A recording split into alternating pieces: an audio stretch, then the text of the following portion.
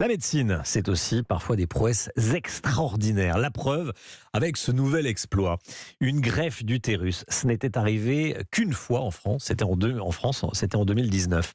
Mais une équipe de l'hôpital Foch à Suresnes, dans les Hauts-de-Seine, vient de reproduire cet exploit. Yasmina Katou avec nous. Bonjour Yasmina. Bonjour Romain. Dites-nous tout. Eh bien, cet exploit a été réalisé sur une patiente de 36 ans, née sans utérus. Ce syndrome touche un bébé fille sur 4000.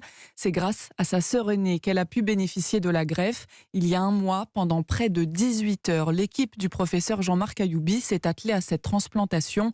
Aujourd'hui, les deux sœurs se portent bien et c'est Jean-Marc Ayoubi, chef du service de gynécologie obstétrique, qui les a opérées et qui nous donne de leurs nouvelles.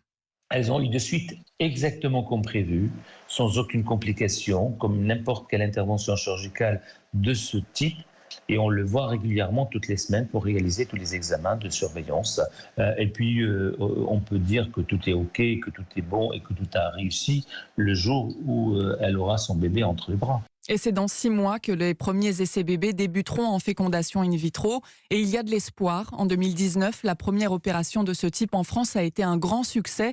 Déborah Berlioz avait reçu l'utérus de sa mère. Depuis, elle a accouché d'un enfant et est enceinte du deuxième. Après la naissance prévue pour mars prochain, on lui retirera l'utérus greffé qui l'oblige à prendre un traitement pour éviter un rejet du greffon. L'équipe de l'hôpital Foch espère donc la même réussite. Yasmina Katou, c'est merveilleux. Merci beaucoup Yasmina.